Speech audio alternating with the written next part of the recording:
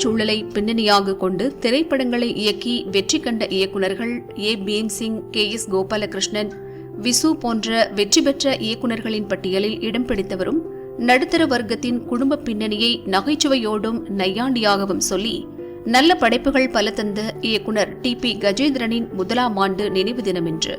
தமிழகத்தின் தூத்துக்குடியை பூர்வீகமாக கொண்ட இவர் 1951ஆம் ஆண்டு அக்டோபர் 28 அன்று சென்னையில் பிறந்தார். மறைந்த பழம்பெரும் நகைச்சுவை நடிகை டி.பி. முத்துலட்சுமி இவருடைய வளர்ப்பு தாய் ஆவார். டி.பி. கஜேந்திரனும் அவரைப் போலவே சினிமா துறையையே தேர்ந்தெடுத்தார்.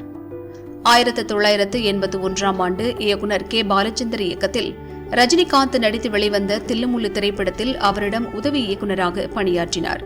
பின்னர் கே. பாலச்சந்தரின் பல படங்களுக்கு திரைக்கதை வசனம் எழுதி அவரிடம் உதவியாளராக பணிபுரிந்து வந்த இயக்குநர் விசு தனியாக படம் இயக்கிய போது அவரிடம் உதவியாளராக தன்னை இணைத்துக் கொண்டார் டி.பி. கஜேந்திரன்.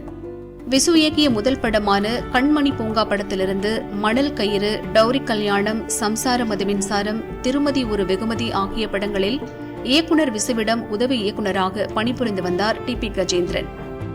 1985ஆம் ஆண்டு விசு இயக்கத்தில் வெளிவந்த சிதம்பர ரகசியம் என்ற திரைப்படத்தில் ஒரு வக்கீல் கதாபாத்திரத்தில் நடித்ததன் மூலமாக ஒரு நடிகராகவும் அறியப்பட்டார் இயக்குநர் டி.பி. கஜேந்திரன். அதன் பிறகு விசு இயக்கிய புதிய சகாப்தம், அவள் சுமங்கலிதான், காவலன் அவன் கோவலன் போன்ற படங்களிலும் சிறு சிறு கதாபாத்திரங்களில் நடித்து தன்னை ஒரு தொழில்முறை நடிகராகவும் அடையாளப்படுத்திக் கொண்டார். 1988ஆம் ஆண்டு தனது குருவான விசுவை முக்கிய கதாபாத்திரத்தில் நடிக்க வைத்து இவர் இயக்கிய வீடு மனைவி மக்கள் என்ற திரைப்படமே ஒரு இயக்குநராக வெள்ளித்திரைக்கு இவரை அறிமுகம் செய்து வைத்தது.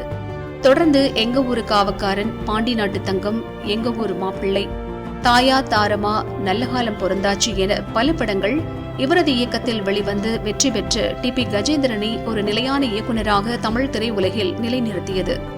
நல்லகாலம் பொறந்தாச்சு, budget Padmanabhan, middle class Madhavan, பந்தா பரமசிவம் என இவரது பெரும்பாலான படங்களின் நாயகனாக நடிகர் பிரபு நடித்திருப்பது இவருக்கும் நடிகர் பிரபுவிற்கும் உள்ள நல்ல நட்பையும் புரிதலையும் உணர்த்துவதாகவே இருக்கும்.